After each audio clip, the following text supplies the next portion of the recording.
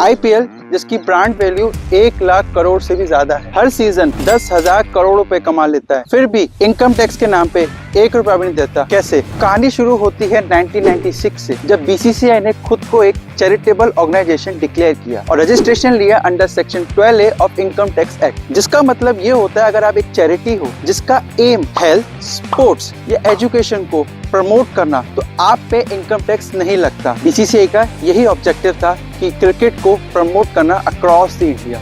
सब कुछ ठीक चल रहा था। फिर आया 2007 जब बीसीसीआई ने लॉन्च किया आईपीएल, इंडियन प्रीमियर लीग, एक कमर्शियल प्रोडक्ट जहां ticket sale, ads, sponsor, broadcasting right से पैसा ही पैसा आया। तो इनकम टैक्स डिपार्टमेंट को लगा ये तो एक प्रॉपर बिजनेस बन रहा है, ये कैसा चैरिटी हुआ। तो 2018 से 2020 के बीच इनकम टैक्स डिपार्टमेंट ने बीसीसीआई को मल्टीपल नोटिस भेजे। बीसीसीआई का हर वक्त एक ही सिंपल जवाब था कि आईपीएल भी एक क्रिकेट प्रमोशन का ही पार्ट है और हमारा तो वही ऑब्जेक्टिव है, क्रिकेट को बढ़ावा देना। तो ये केस पहुंचा बॉम्बे हाई कोर्ट तक, जहां कोर्ट ने ये बोला कि बीसीसीआई के अगेंस्ट कोई स्ट्रॉन्ग प्रूफ नहीं है जिससे एग्जेम्पशन उनकी कैंसिल की जाए। इस डिसीजन से बीसीसीआई को मिली टैक्स से छुट्टी। हाँ, आईपीएल डायरेक्टली इनकम टैक्स नहीं देता, बट हमारी गवर्नमेंट भी हाथ में हाथ रखे नहीं बैठती है। वो टीडीएस या जीएसटी के नाम से अपनी इनकम जनरेट ही कर लेती है। जैसे इंडियन प्लेयर्स की सैलरी पे 10% तक टीडीएस डिडक्ट होता है, फॉरेन प्लेयर्स की 20% और ब्रॉडकास्टिंग, टिकटिंग, स्पॉन्सरशिप पे 18% तक जीएसटी लगता है। सिर्फ पिछले 2 साल में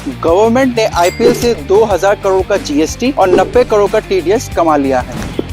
आप लोग 10 लाख कमा के भी इनकम टैक्स भरते हैं और आईपीएल 10,000 करोड़ कमा के भी टैक्स नहीं भरता। क्यों? क्योंकि BCCI is still registered charity. तो आप लोग भी कमेंट करके बताएं कि बीसीसीआई की टैक्स प्लानिंग कैसी लगी।